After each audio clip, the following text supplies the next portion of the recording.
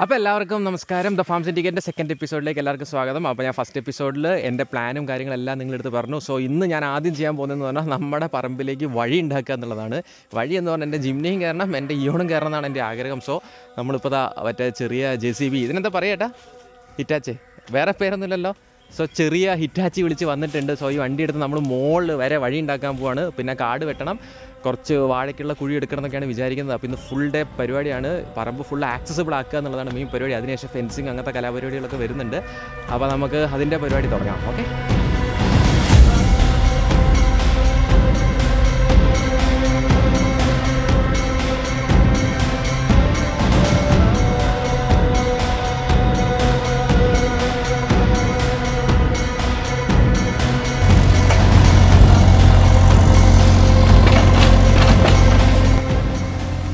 പ്രധാന പ്രശ്നം എന്താ വെച്ചാൽ വഴിയില്ല ഇങ്ങോട്ടേക്ക് കയറാൻ. വഴി ഉണ്ടായിരുന്നു, അത് പുറത്തെ കാടൊക്കെ പിടിച്ചിങ്ങനെ അലമ്പായി കിടക്കുക. അപ്പോൾ ഞാൻ ആദ്യം ഒരു ഹിറ്റാച്ചി വിളിച്ചിട്ട് വഴി വെട്ടിക്കൊണ്ടിരിക്കുകയാണ്.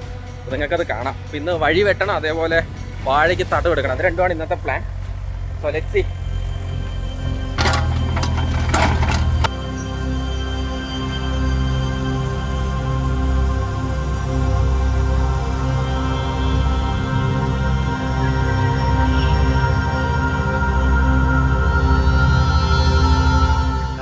വഴി ഫുള്ള് വെട്ടി സെറ്റാക്കി എടുത്തിട്ടുണ്ട്.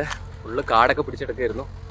ഇനിയിപ്പോൾ ജിംനി എന്തായാലും ഇതുവഴി പോകും. ഇനി അല്ലാത്ത വണ്ടികൾ എങ്ങനെ പോകാമെന്നുള്ളതാണ് നമ്മൾ തപ്പിക്കൊണ്ടിരിക്കുന്നത്. 2 ദിവസത്തെ വർക്ക്, ഒരു 16 മണിക്കൂർ. നേരത്തെ ചില 1 മണിക്കൂറിന് 1000 രൂപ വെച്ചാണ് ഇവർ ചാർജ് ചെയ്തത്. പക്ഷേ പണി വേഗം തീർന്നു, നല്ല വർക്കായിരുന്നു. അപ്പോൾ വഴി ഇവിടെ റെഡി ആയിട്ടുണ്ട്.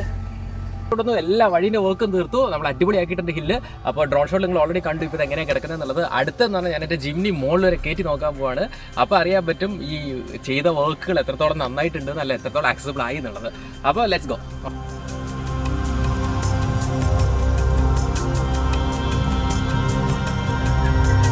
അപ്പോൾ അങ്ങനെ നമ്മൾ ജിംനി മുകളിലേക്ക് എത്തിച്ചിരിക്കുന്നു. Feel good. So yeah, all sorted. ആ കോണസ് കാര്യങ്ങളൊക്കെ എടുക്കാൻ നേരത്തെ 1, 2, 3 തവണ ഒന്ന് അടിക്കേണ്ടി വന്നു. പക്ഷേ എന്നാൽ പോലും ഇപ്പോൾ ഡ്രോണിൽ നിങ്ങൾ കണ്ടു വണ്ടി മുകളിൽ വരെ കയറിയിരിക്കുന്നു.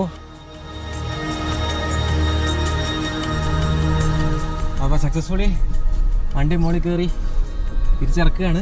നിങ്ങൾക്ക് വഴി കാണാം, വഴീൻ്റെ വർക്കൊക്കെ തീർന്നിട്ടുണ്ട്. നിങ്ങൾക്ക് കാണാതാ. ഇപ്പോൾ ഞാൻ ഇതിൻ്റെ ടോപ്പിലാണ് നിൽക്കുന്നത്. വഴി ഫുള്ള് ഞാൻ വെട്ടിയെടുത്തിട്ടുണ്ട്. താഴെ വരെ വന്ന് അവിടുന്ന് യൂ ടേൺ എടുത്ത് എഗെയിൻ താഴത്തേക്ക് പോയി പിന്നെ മെയിൻ റോഡിലേക്കാണ് വഴി വരുന്നത്. അപ്പോൾ വഴീൻ്റെ വർക്കൊക്കെ തീർന്നു. നമുക്ക് ഈ ഫാമിൻ്റെ ഏറ്റവും ടോപ്പ് പോയിന്റ് വരെ ഈസി ആയിട്ട് ആക്സസ് ചെയ്യുക എന്നുള്ളൊരു പർപ്പസാണ്. സോ ആസ് ഓഫ് നൗ എൻ്റെ ജിംനി എടുത്ത് എനിക്ക് ഈസി ആയിട്ട് ആക്സസ് ചെയ്യാം. ഒരു സെഡാൻ ഹാച്ച് ബാക്ക് എത്തും എന്നുള്ളത് ടെസ്റ്റ് ചെയ്താലേ അറിയുള്ളൂ. സോ എനിവേ ആക്സസിബിലിറ്റി ഞാൻ ക്ലിയർ ചെയ്തിട്ടുണ്ട്. സോ വഴി മുകളിൽ വരെ എത്തിച്ചു എന്നുള്ളത് ഇറ്റ്സ് എ ബിഗ് തിങ്.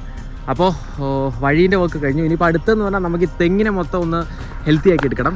അപ്പോൾ അടുത്ത എപ്പിസോഡ് ഞാൻ എൻ്റയർലി ഈ തെങ്ങ് എങ്ങനെയാണ് ഞാനിതിനെ റിക്കവർ ചെയ്യാൻ വേണ്ടിയിട്ട് ചെയ്യുന്ന പ്രോസസ്സ് കാര്യങ്ങളെന്നുള്ളതൊക്കെ എനിക്ക് ഡിസ്കസ് ചെയ്യാൻ പോകുന്നത്. ഫാമിൻ്റെ സെറ്റപ്പ് കാര്യങ്ങളൊക്കെ ഓൾറെഡി കഴിഞ്ഞു. ഞാനിപ്പോൾ ഡ്രോൺ ഷോട്ടിൽ കാണിച്ചിട്ട് ഇപ്പോൾ എങ്ങനെയാണ് ഫാം നിൽക്കുന്നത് എന്നുള്ളത്, ഞാൻ ഉണ്ടാക്കിയ വഴി കാര്യങ്ങളൊക്കെ ഞാൻ പ്രോപ്പറായിട്ട് ഡ്രോൺ ഷോട്ടിൽ കാണിച്ചു തരാം. So I M so happy with the work and work എടുത്ത ടീം നല്ല വൃത്തി ചെയ്തിട്ടുണ്ട്.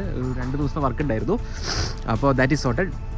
സോ പിന്നെ വരാൻ പോകുന്ന ബുദ്ധിമുട്ടുകൾ എന്ന് പറഞ്ഞാൽ ഇനിയിപ്പോൾ എനിക്ക് ഫെൻസിങ് ചെയ്യണം. കാരണം സേഫ്റ്റി വലിയൊരു ഇഷ്യൂ ആണ്. കാരണം ഒരുപാട് കാട്ടുപന്നി, മുള്ളംപന്നി, അതേപോലെ കുറുക്കന്മാർ, എലി, തൊരപ്പൻ, പെരിച്ചാഴി, കുറേ ആനിമൽസ് കാര്യങ്ങളൊക്കെ ഇവിടെ ഉണ്ട്. സോ ഈ ഫാമിലേക്ക് നമ്മൾ ഇൻവെസ്റ്റ് ചെയ്യുന്നതനുസരിച്ച് അതേപോലെ ഡാമേജും ഈ ആനിമൽസ് ഉണ്ടാക്കുന്നുണ്ട്. സോ അപ്പോൾ അതിനൊക്കെ അറ്റാക്ക് ചെയ്യേണ്ടത്, പ്രൊട്ടക്ട് ചെയ്യാൻ വേണ്ടിയിട്ട് ഇത് ഫെൻസ് ചെയ്യുക എന്ന് പറയുന്നത് വളരെ ഇമ്പോർട്ടൻ്റ് ആണ്. So next thing I am going to do is like fencing. So അതിൻ്റെ കൊട്ടേഷൻ കാര്യങ്ങളൊക്കെ ആയിട്ട് സോ അത് ഞാൻ എൻ്റെ എപ്പിസോഡായിട്ട് ഞാൻ ചെയ്യുന്നതാണ്. എങ്ങനെയാണ് ഞാൻ ഫെൻസ് ചെയ്തത്, അതിന് വന്നിട്ടുള്ള കോസ്റ്റ്, അത് വേർത്താണോ വാല്യൂ ആണോ, അതിനെങ്ങനെയാണ് പ്ലാൻ ചെയ്യുന്നതെന്നുള്ള I will show you in the upcoming episode. Then fencing കഴിഞ്ഞാൽ പിന്നെ next biggest problem is like irrigation. കാരണം ഇത് കുന്നിൻ്റെ മുകളിലേക്ക് വെള്ളം എത്തിക്കുക, ഈ കാണുന്ന ചില്ലക്കൊക്കെ വെള്ളം എത്തിക്കുക, വളം എത്തിക്കുക എന്ന് പറഞ്ഞാൽ it's a big difficult thing. So ഇറിഗേഷനാണ് വേറൊരു എപ്പിസോഡിൽ ഞാൻ സംസാരിക്കാൻ പോകുന്നത്. Irrigation now I am planning to buy a big tank, put it on the top of the hill. Then അവിടുന്ന് പ്ലംബിങ് ഞാൻ ചെയ്ത് താഴെ വരെ ഈച്ച് ആൻഡ് കോർണറിൽ വെള്ളം എത്തിക്കുന്ന പോലെ ഒരു സെറ്റപ്പാണ് ഞാൻ പ്ലാൻ ചെയ്തിട്ടുള്ളത്. സോ എനിക്ക് തോന്നുന്നത് ഒരു 15,000 തൊട്ട് 20,000 രൂപ വരെ ചിലവ് വരുന്നതാണ് എനിക്ക് തോന്നുന്നത്. പക്ഷേ അത് വളരെ ഇമ്പോർട്ടൻ്റ് ആണ്. കാരണം ഇപ്പോൾ ഈ തെങ്ങുകൾക്കും അതേപോലെ ഞാൻ താഴത്തൊരു പച്ചക്കറി കൃഷി പ്ലാൻ ചെയ്തിട്ട് അതിനും നല്ല വളം എത്തിക്കുക എന്ന് പറയുന്നത് വളരെ ഇമ്പോർട്ടൻ്റ് ആണ്. അതിൻ്റെ ന്യൂട്രീഷൻസും ഇതും കിട്ടാൻ വേണ്ടി.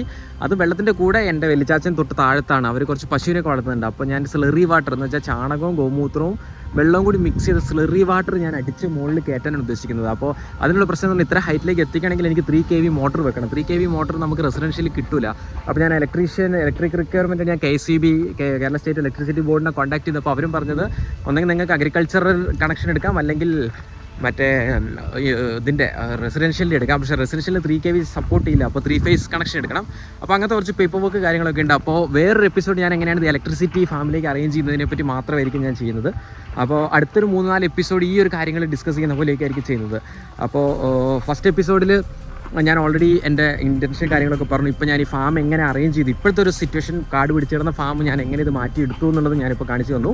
ഇനി അങ്ങോട്ട് നമുക്ക് ഫാമിൻ്റെ ആക്ടിവിറ്റിയിലായിരിക്കും ഫോക്കസ് ചെയ്യുന്നത്. So just stay with me and thank you so much for all the support.